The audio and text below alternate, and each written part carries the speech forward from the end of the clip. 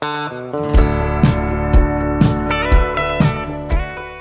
back to East Coast DNA. Not sure for the people out there watching this if this is the first of this year's Cavendish Beach Music Festival tie-ins, or if it's just one of a short series of them that I have leading up to the music festival. But followers of the podcast and some of the people that are also road warriors, maybe, have followed me around when we were up in Newfoundland and at the ECMAs. We had an opportunity there to meet today's guest. So, welcome, Mackenzie Critch, to the show. Hi, how's it going? Great.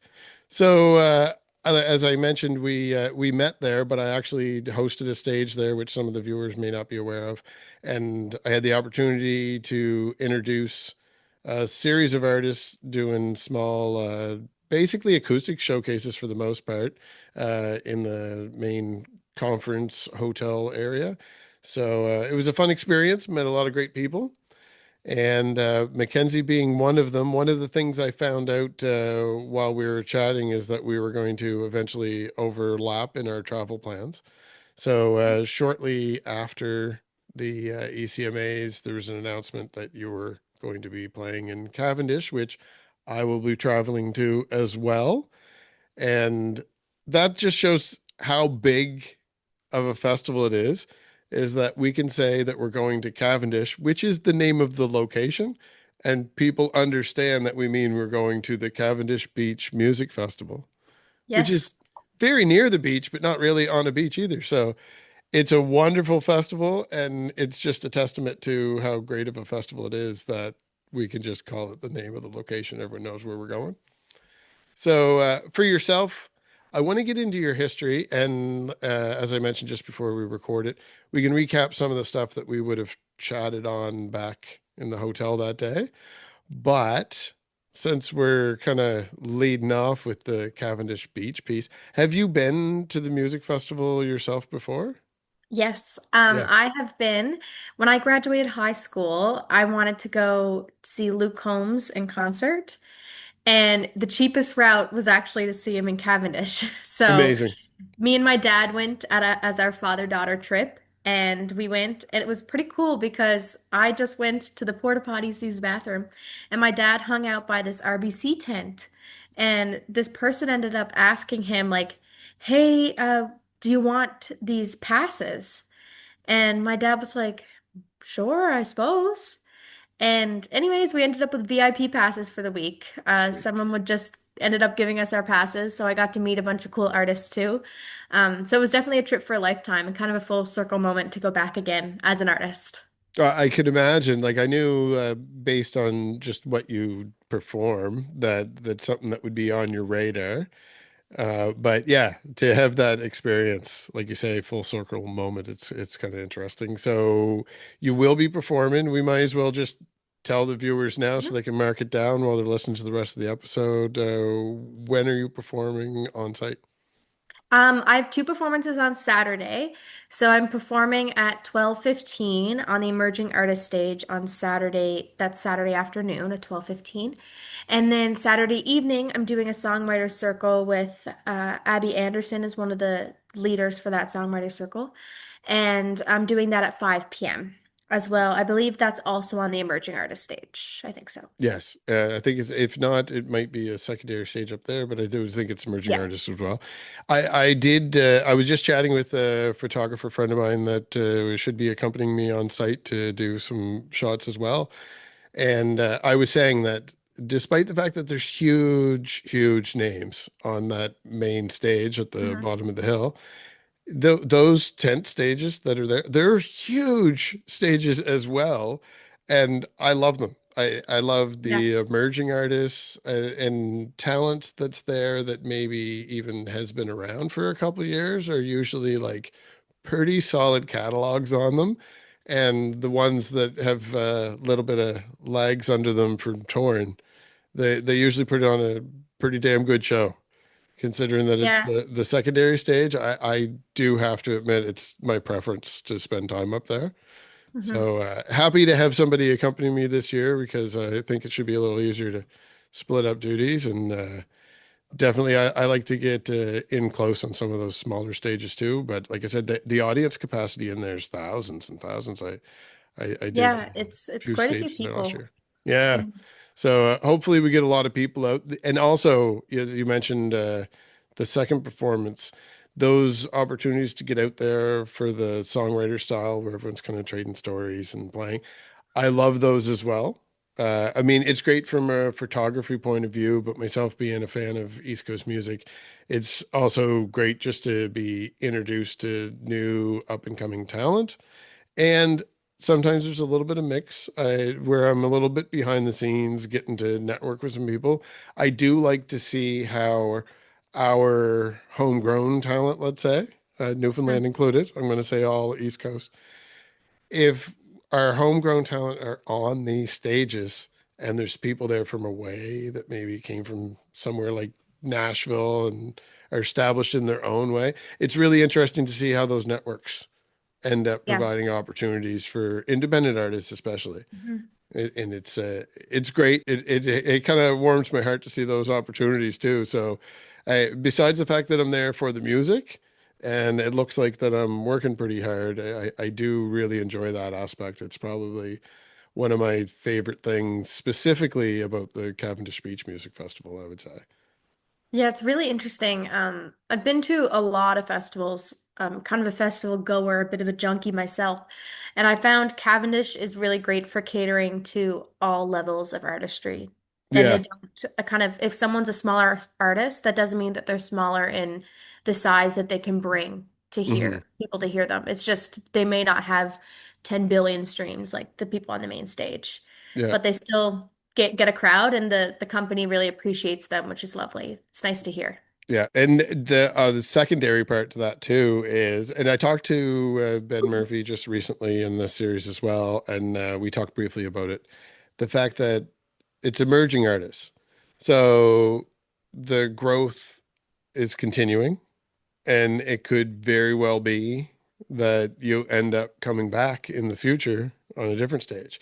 Last year, we featured the band Nice Horse, and that was their story. They had played on the emerging artist stage, and then came back a couple years later, and they were playing on the main stage. So, I mean, Yeah. they'd love to see it there as the festival themselves. They love to help support the growth. And I mean, there's a lot of other opportunities there. I believe RBC is sponsoring that stage. You see Amazon Yeah. Music there. Like Hmm. there's some big names putting in a lot of effort to give some of those artists a little hand, Yeah. but the audience really comes out. That's what I Yeah. notice. Like people, I mean, it's good to get out of the sun. I definitely take advantage of that where I'm running up and down the hill all day. But it's also an opportunity for you to sit down, maybe have a beverage while you're there enjoying the Yeah. show. But a lot of artists coming and going on that stage too. So it is a place where you can kind of sit and plant yourself for the day and catch a lot of Hmm. names. And I don't mind myself. I know a lot of people aren't too shy about getting the cardio in, but the sun can weigh on you after a bit. But if you leave those tents, you can pretty much see the main stage. And if it's something you decide to go see, just walk towards it. So Yep. that's pretty much how I treat it. You can technically, if you're nimble enough, get between two stages that are in the same set that overlaps. But I definitely think that it's going to be a great time this year. And I'm curious yourself, you're going to be on site for the full day then if you're playing two shows? Yeah, I'm Yeah. going to be on site all Saturday. Okay. Um, I'll try to catch some Friday night too, but just travel is like a nightmare to get off of Yeah, I can the imagine. island. So we're hoping that I can get out. It's Thursday night. We'll see. Who knows? If Air Canada works in my favor, I'll be there Friday night as well. There you go. Amazing. I look forward to finding out what happens there. Now, the travel aspect is something too. I met you close to your home region. So you're from Paradise? Yes, Yeah. Paradise, Newfoundland. Yeah. So how far is that from where we met then? Because we were in St. John's and It's like 20 minutes. okay, so not Yeah, too far not then. bad. No. So in your career, which comparatively, I mean, is a fairly short period of time, we can go into Yep. your history and how you got to this point, but have you had much opportunity to travel offside of Newfoundland with music? Independently, not really. Hmm. It's picked up the last year, I'd say. I'm working with an agency now to do a lot of corporate stuff and Hmm. private stuff, which has been really nice. And festivals have been lining up for 2026. Can't really say much, but Sure. different things like that are coming together. But for many years, I've traveled the world for music, but not as an independent artist. Sure. So I'm also wondering then, you did, and I think we touched on this when we talked previously, but I didn't release any of that content. So you opened for some pretty big names in the past too. So was that yourself solo, or did you have like a backup band with you for that type of thing? Or like I know Boney M Um, was one of the names. Yeah, I opened up for Boney M at two locations.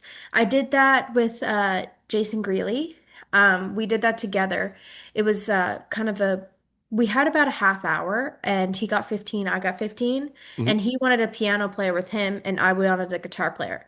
So we Amazing. just worked it out like that and it was a great time. We both kind of got to back each other up and both got to show our talent. And the band after were really nice and we got to go up on stage with Boney M, which was nice as well. So that affords you a lot of opportunity exposure wise.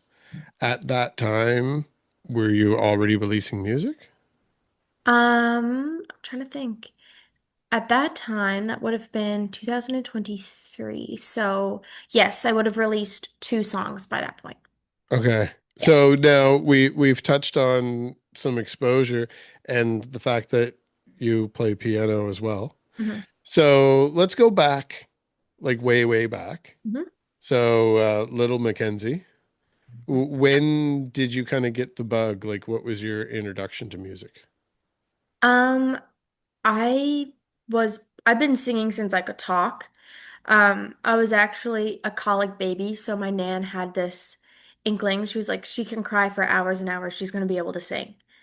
And like, she's got good lungs. And basically, ever since then, I've been singing. I got in voice lessons when I was 5, and I started classically training. So I was doing opera, a lot of musical theater, kind of like healthy vocal training in that sense. And I did that basically right up until the fall. So a long time, about 15 years. And I have all my vocal exams as well. So I'm licensed actually to teach vocal lessons, if that's something people are interested in. I just don't have the time right now. Hmm. Um, And so I did that for many years. And then I started playing piano as well around the same time. And during COVID, I kind of went stir crazy, like everyone else, baked way too many loaves of bread and said I need to do something else with my life. So I learned guitar during COVID Oh, and okay. to pick something else up, put it on my roster, and keep it in my back pocket if I needed it. So the piano came first. Yeah, so the piano was first. I play just about 50-50 now, Hmm. mainly because lugging a piano around is a full-time job in itself. Pretty inconvenient instrument to be really good at. So I've learned that I kind of can do a little bit of both. Hmm. But piano is definitely, as I like to say, my first language. Reading sheet music is my strong suit in that sense. Okay, now that's something that I didn't have planned to ask, but I'm curious about that. Hmm. So this is an off the cuff question, so it's not going to be formulated very well either. Yeah. When I watch live performances of all various degrees, so I mean, there's no official levels, but I mean, if you're in any industry, comparatively, people have different talent levels. So when I see people with different experience, you have people that have lyrics in front of them if they're singing, but piano traditionally has sheet music in front of Hmm. it. Yeah. So I can't remember. I mean, I did photograph it. So people can go check out Instagram right now, subscribe to East Coast DNA. But there's photos there. I can't remember if you use sheet music when you were performing, or is that because it's originals? Mainly just because I had it memorized. Yeah. If it was My originals, honestly, all my originals, I don't think I have sheet music written for them because I Hmm. played on the tracks. Yep. And then whoever was my guitar player or bass, something like that, just picked out the chords from that. Hmm. But for the most part, I'll if I'm playing like a really big show, I'll download the sheet music on my iPad and I'll just practice it like that. And if it's like really complex song for like a private event, something like that, I'll usually just read the sheet music. But Yeah. for my own stuff, it's all memorized, but I could definitely write it out Hmm. if it's needed. I find reading sheet music as when I was growing up and when I was doing that kind of voice lessons and stuff, it was kind of a requirement. You Yeah. had to like know how to read it. That's what I find interesting because a lot of artists, like I did have a little bit of formal training to a degree.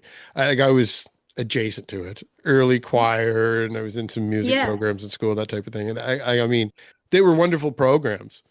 I didn't stick with it in those cases, right? But I identify that. So I mean, I know just enough to kind of talk around it. yeah, But I do know that it's encouraged in those areas, and like those are things that are adjudicated at quite a yeah. degree too. So I Mhm. mean, like it's quite a. I use the word discipline. That kind of maybe shows my age. Not everyone likes that word, but it's a very disciplined technique. And Yeah, then a lot of people that I interview that are more of the singer-songwriter that maybe don't have that, despite the fact that there's a lot of overlap, and I have had quite a variety of people on. But in the other circles, it's very taboo to be reading something while you're performing. yeah. It's a So, yeah. um I think it depends because if for example at Cavendish, Hmm. uh, if I brought up my iPad Yes. that would be a people would sorry if you hear the puppy. Yeah, yeah, that was He fine. found a stick. Yeah.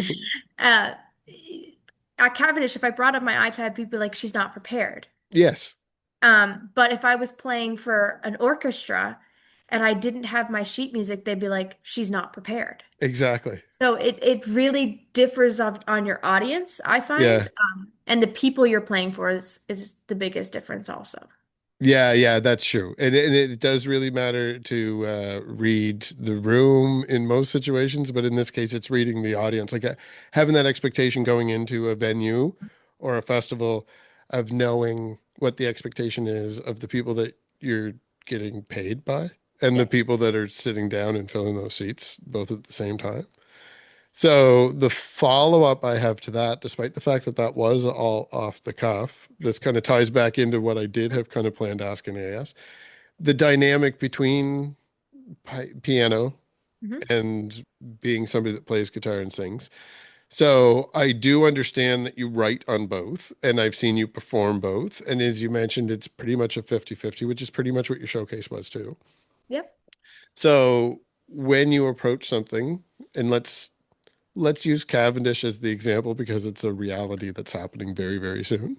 Hmm. So you're doing two performances. So you have an opportunity to do both when you're doing kind of your own showcase performance. Yep. But when you do singer-songwriter, I know that you're going to sit down and be telling stories. It's very easy to just play guitar, but I know that if you really ask, they can make accommodations for certain things. I've seen I've seen people that sing and bring a guitarist, and most people do both. So I mean, I know they could bring a piano in, but like, can you tell us what your plan is? Is it guitar? Um, I was I think I kind of spoiled in a sense me Yes. because every time I play, um, I kind of everyone in Newfoundland just knows, oh, Mackenzie, she'll need a piano.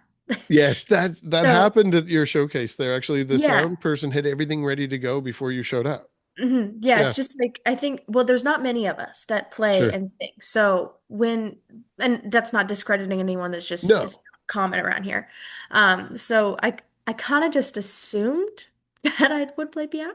Hmm. Um, just because I find my mom always says this. She says you can really tell when I find I'm in my element as a musician when I'm standing behind a set of keys. Yeah. Just because it's like it's like being home. I've known it my whole life. Yeah. And I would don't say it's not the same behind a guitar, um, but I find a guitar it's almost a sometimes you can make a guitar as an accessory, Hmm. and not as much a musical instrument. And I find I can when I have the piano, it's easier for me to tell my story because one, I'm better at it, and two, I find it like again, it just feels more natural for me to play piano. Hmm. But I will definitely do for my showcase, especially, is definitely both. Hmm. And for the songwriter circle, I've put in for both, whether or not they will accommodate. So They have wait and not see. gotten Yeah. back to me. Yeah, so they haven't answered that yet, so we'll see. But if they don't, I'll just do it on guitar, and I'm sure it'll be fine. But I do find that when I'm behind a piano, it flows better for me. But it almost like if you don't know me, you wouldn't know. Yeah. Yeah. No, I'm trying to, in my head, Mhm. also on the fly, compare it to stuff that I do and collaborating with other people. And Yeah. yeah, I 100% understand where you're coming from. Yeah, I explained it to one of my friends because he wasn't really grasping it. I was like, if you play ice hockey and you're really good at ice hockey, but they want you to play on the ball hockey team, it's the same thing, Yeah. but they're just two totally different sports Yeah. in Yeah. the Yeah. same sport. Yeah. So that's the kind of the way I explain it.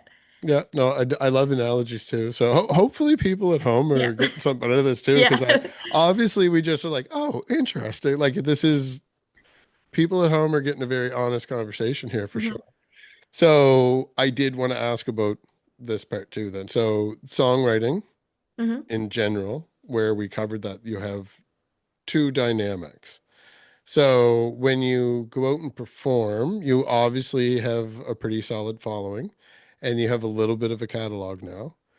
But the Mackenzie now, like hmm let's say that all of this was leading up to this point. So you have Cavendish Beach coming up. There's going to be some new fans, and you have a good solid base already. So you've had newish material out. Like you just had a song out like very recently, didn't you? Yeah, I just released my album about a month and a half ago. So Yeah. yeah, that was a So collection. you're pushing that. Are you touring the East Coast following? I'm not touring the East Coast, Okay. but I'm playing many gigs like around the St. John's surrounding island, Yeah. the island in a sense, for right now. And then I'm looking at doing some more things in the fall.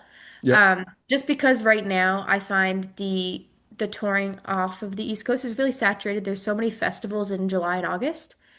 Yeah. Um, and I, I it's can smart from relate. like yeah, it's smart from a perspective like tour all summer. That sounds great. Hmm. But for me, it didn't make the most sense because a lot of the stuff that I wanted to play, it's the same audiences of people that would be going to like YQM or things like that. So I don't want to overlap with the big festivals either because that's some cities that I want to go to. Hmm. So that's more of a fall plan right now. And then kind of just honing in on Newfoundland and central Newfoundland and maybe Western if I can make my way out there before the summer's over. Amazing. So I love that you're taking advantage of continuing to support the home base because not only do you need that as a musician, which is Mhm. one thing, but on the other side too, I came into all this as a fan. So I do have the kind of split mindset when I approach these things too, that as much as I want to see everything for the artist, I also try to think about it from the fan point of view. And Yeah. if you have that established base, and like you say, people know you well enough to know before you enter a room what you need. Like Yeah. there's an expectation. So people also have the expectation that you're always going to be there, which may not be true if you get bigger and bigger. But I love that you're keeping foot in the ground and supporting the home base that way. Yeah. So in the future, if these opportunities continue to provide new opportunities, hopefully you always keep that in mind. I Yes. had that conversation with some artists recently that are East Coast originally and moved away, and they come back. They don't Yeah. they don't forget. They come back and play those festivals or visit their hometowns, and you see that they keep Mhm. a presence anyway. So I definitely think that, like you said, you kind of burst out of the COVID era, and this podcast did as well. And I'm Mhm. finding that like we're right about the 5 year mark almost that we've been, and Yeah. everyone's in this boat. Most people watching this at home are probably in this boat. A lot of people probably started watching this during COVID or Yeah. getting into music and following you. So I think that at this point, even though I call it East Coast DNA, it's starting to become more of what I grew up with as being CanCon, and it's not Yeah. necessarily limited to just our shore. It Hmm. really does seem to be with all the emerging talent and then all the established artists that are constantly circling through and giving opportunities to people like yourself, like upcomers, like Boney M. Not everybody at home knows who that is, but the people that do know them really well. Like they're an established band, and they in their heyday they would have been very, very widely known. Like they were a mainstream top 10 artist, like in local shelves, and Yeah. they're not even really local. So like I mean that's a lot. And Yeah. we didn't have that at all when all of us started doing these things. Mm-mm. So the fact that it really, like, I mean, it's not the same as before, but we have so many opportunities and we have so many advantages that didn't exist before that it's really starting to be the point that I don't even think myself I can keep saying like, well, this person's from the East Coast and this person's from here because everybody's from somewhere. And it's Yeah. starting to get to the point that a lot of people that I know in Ontario are from down here, but a lot of people from here end up moving like to Away. Vancouver or to Yeah. Toronto or like Kingston or down to Nashville. And every single time I hear those stories, it's an amazing opportunity for that individual. So it is a very interesting time for all of us. But as yourself being an emerging artist and having this upcoming festival, I'm really hoping that this is a even bigger launching pad for you to bring Mackenzie to the rest of the regions. And Yeah. maybe in the future, I'll have you back and you can tell us about your cross Canada tour. Yeah, that would be something that it's not wouldn't be able to happen in the next like 4 months. Yeah, Um, yeah, but certainly something in the future is something that I would love to do. And I find too, you always have to come home because at the end of yeah, the day, if I do like 6 shows in Calgary and those 6 shows, 12 people show up, well, I can come here and I can have 1,200. yeah, yeah, So exactly. you always have to come home. Yeah, no, I love it, and I wish you the best with everything. I know we'll be spinning some tracks here, and Yeah. definitely while I'm editing for the content that we capture at Cavendish Beach. Mhm. So thank you very much for your time, Thank you for having and me. if I get the opportunity, I'll make sure I catch your set. If you are around Friday, maybe send me a note. I'll let you know we're hiding out on site. Yeah. And for today, is there a song like your album just came out?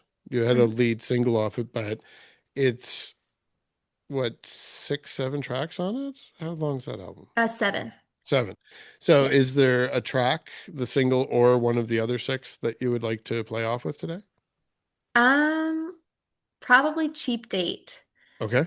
That one is a fun one, and it's just kind of like a fun summer song. That's a nice short anecdote behind it. So I'm imagining it's keeping an everyman approach where people can kind of relate to it lyrically. Yeah, it's pretty well about going on some bad dates Yeah. and writing a song about it too, and Yeah. there's some cool beat behind it. So that's pretty much it. I know a few people that would dig that immediately just based off the premise, but I know Yeah. based off the music that I've heard already that it's definitely something that I enjoy. So people stick around and we'll play off of that right now. And thanks again, Mackenzie, for your time. We'll talk very soon. Thank you.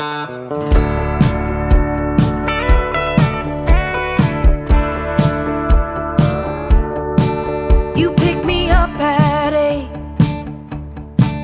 I expect a golden carriage waiting in my name, but I see an old Corolla that smells like a cheap perfume. I got my new dress on, but you're sitting over there with your sweatpants on. But